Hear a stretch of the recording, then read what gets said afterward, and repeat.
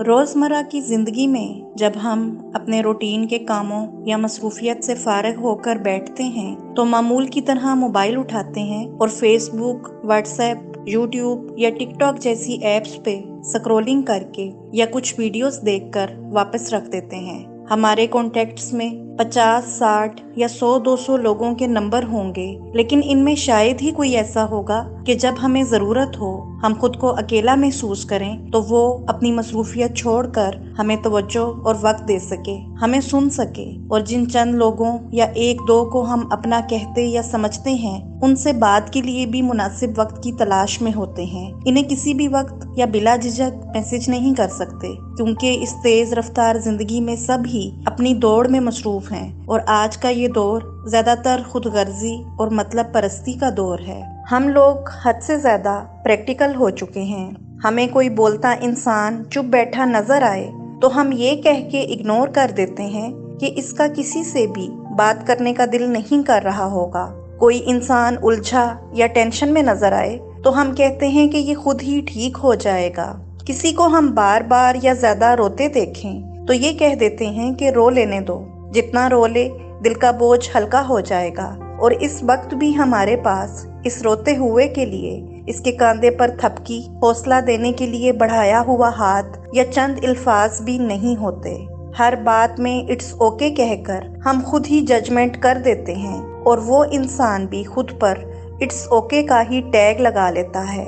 हर चीज, हर बात को नॉर्मल लेकर हमने आपस में इस साथ रहने, हिम्मत बढ़ाने और फिक्र, मोहब्बत और हौसला देने के एहसासात को ही खत्म कर दिया है। और यही वजह हमारी लोगों के होते हुए भी अकेले रहने की है।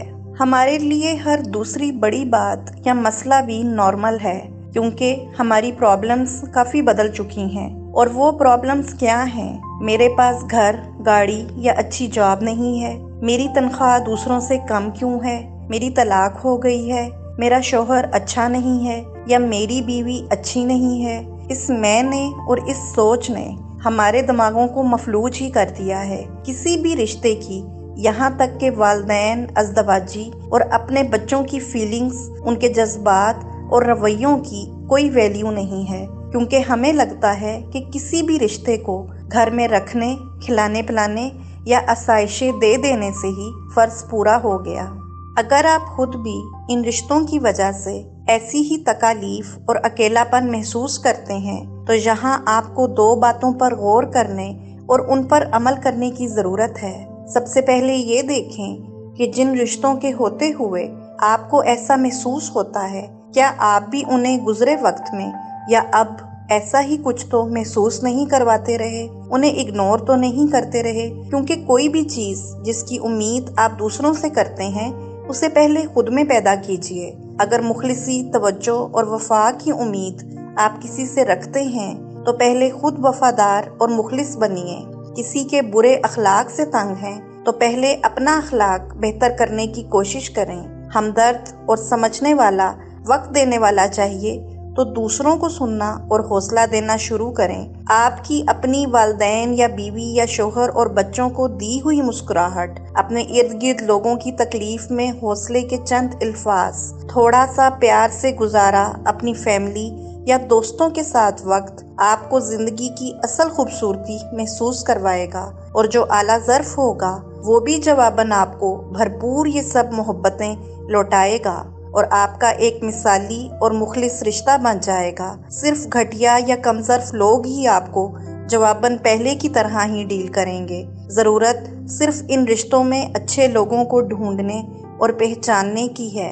और दूसरी और आखिरी अहम बात, अगर आपको कोई मुखलिस या सुनने वाले चंद एक मिलें या कोई ना भी मिले, तब भी ये मत भूलें कि अल्लाह हमेशा से हम सबके साथ मुखलिस है। हम दुनिया के पीछे लगकर वक्त को ज़ाया करके उसे भूल जाते हैं, पर वो हमें कभी नहीं भूलता। हम उसे पुकारें, उसने जवाब देने में कभी देर नहीं की। बस हमें ये समझने की ज़रूरत है कि अल्लाह हमारा आखिरी नहीं बल्कि हर वक्त का सहारा है। इसलिए जो रिश्ते ज़िंदगी में अल्लाह ने आपको अता किए हैं, उनके हकूक़ अदा करो, अपना बेहतरीन वक्त दो। लेकिन वैसा जवाब ना मिलने पर कभी भी मायूस या खुद को अकेला मत समझो। بلکہ اس بات پر خوشی محسوس کرو کہ اللہ کی دی ہوئی اس زندگی کو تم اپنے اچھے اعمال سے گزار کر اپنا انجام بالخیر کر رہے ہو۔